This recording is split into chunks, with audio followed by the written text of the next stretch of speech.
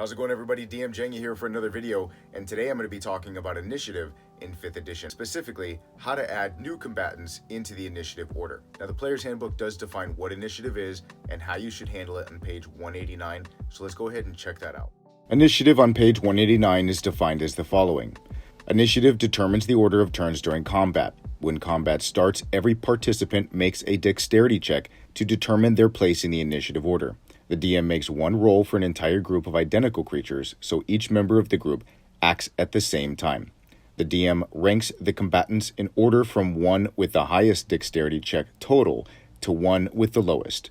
This is the order, called the initiative order, in which they act during each round. The initiative order remains the same from round to round. If a tie occurs, the DM decides the order among the tied DM-controlled groups, and the players decide the order among their tied groups. The DM can decide the order if the tie is between a monster and a player character. Optionally, the DM can have the tied characters and monsters each roll a d20 to determine the order, highest roll going first.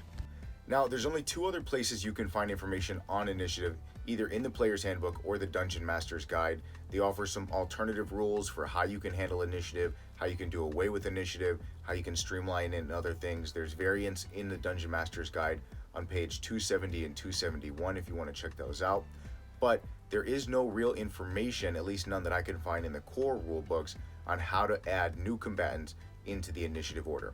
And so that's what the topic of today's video is. Let's go ahead and get right into it. And so here are 3 ways that you can handle adding new combatants into your initiative roll. Number 1, breaks the initiative. You have everybody re-roll their initiative, including the new combatants, and you go from there. Number 2, you add them into the existing initiative order. So you have the new combatants roll for initiative, whatever their number is, whether it's the highest, the lowest, or somewhere in between, you just insert them into the existing initiative order. So if they got the highest roll, they would go at the end or the beginning of the next turn. And then finally, number 3, you interject them right into the middle of the action, which is kind of what I did. I just had them go as soon as they showed up. Maybe they don't get the opportunity to take full actions, maybe they do, but you just have them go as soon as they show up. Maybe they just make that ready to action, and then it becomes the next player's turn. So the reinforcements showed up, you insert them whenever they arrive. And so those are 3 ways that you can handle introducing new combatants into your initiative order.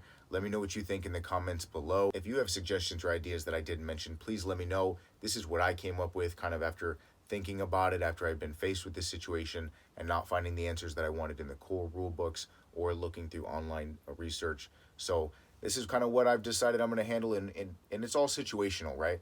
Obviously, it all depends on what the atmosphere is, how the flow of things are going. But whatever you decide on doing, as a DM, I always recommend you try to stick by the rules you make. And if you have to change those rules, you have a discussion with your players as you feel necessary. How's it going, everybody? DM JANGY here for some postscript notes. Now, the reason that this is so important when we talk about initiative is because of the action economy. If you have a group that has more turns than the other side, they're the ones who are usually going to end up on top. So if you're looking at a situation where you have reinforcements showing up in the middle of a turn, in the middle of combat, and then there's a bunch of them, they outnumber the players, you're going to have to decide, do I let them go now, or do I let the players react to their arrival before letting them go? Because if you have a whole bunch of reinforcements that suddenly show up, and then the tides turn in battle, I mean, that might be the situation you're hoping to have. It might not be what you had planned for, but whatever it is, just keep in mind that action economy and the order of turns is very important. Okay, so you don't want to give one side the advantage over the other unless you absolutely have to, or unless that's your plan. Anyways, that's it. Anyways, that's all I have for you today. I hope that I got you thinking. I hope I got Dungeons and Dragons on your mind. Stay tuned for more awesome videos from DM JANGY, your favorite Dungeon Master.